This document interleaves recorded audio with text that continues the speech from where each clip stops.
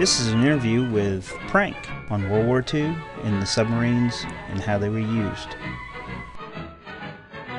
You were Australian, and they wanted to get some just done with the U.S. Navy, and just like to ask you a few questions along the line of how World War II went for you. I understand that you had to go through some schooling there in yes, sir.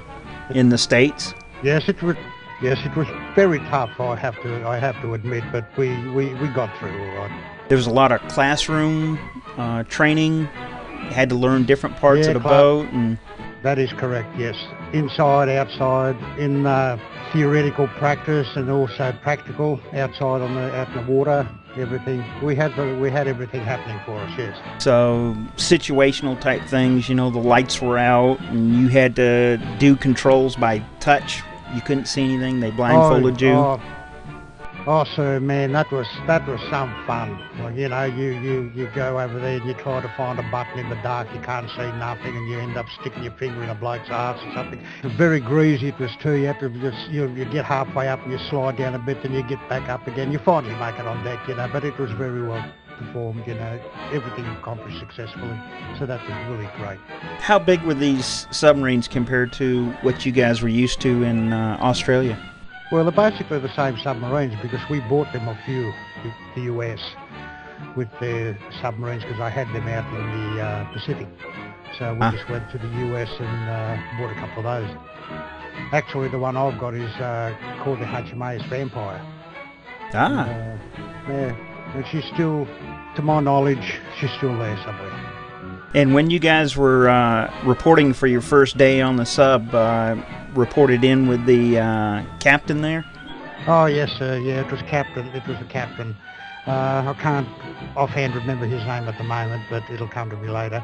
But yeah, we had to give our names and make sure it was us and everything. They made us all feel very welcome when we come on board. Yeah, great. Then everybody started loading their torpedoes and the supplies and everything that you were going to need for your...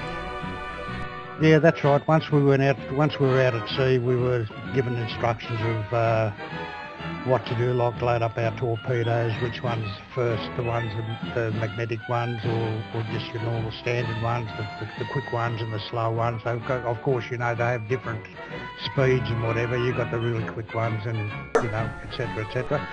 And, yes, we had to go through all of that. Then we had to do exercises on the deck of the sub once we was able to service, and not much room to run around, I'll admit, but we did our push-ups and chin-ups and whatnot. Couldn't do really much running on there because if you ran too far, you fall overboard, and you know, then that greasy line you have to be bloody pulled back up on. You know, it's you know, so we had to sort of restrict our exercising. Right, and. When you guys were out on your first voyage, a lot of time on the surface, trying to learn things first before you went under? Yes, sir. Yeah, we did that. The only hiccup on that was we used to get the bloody Japanese planes flying over. They're a bit of a scary bunch, mate, I'll tell you. When you see one of them flying overhead, you want to get into that bloody hole real quick to get in the bottom, or you'll be swimming for a long time. But no, we managed. It was quite good. Yep, we made it. We had our exercise. There was nothing sort of left out. We still had to do everything what land-based people had to do. I see. And a lot of seasickness for some of these guys? Seasickness? I think seasickness is a very light word. I mean, they were sort of being that sick, they were turning themselves inside out. They looked like bloody redback spiders, you know, when they were being sick. Like, you know, their stomachs were protruding outside their mouths. That's you know, it was not a pretty sight.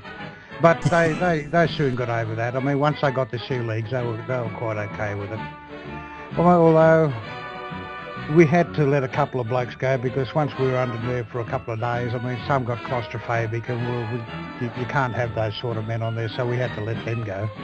Right, I understand luckily, that was basically in our first lot of training and so forth. But yeah, the majority of us made it, except maybe for one or two. This is Fireball Jesse James reporting.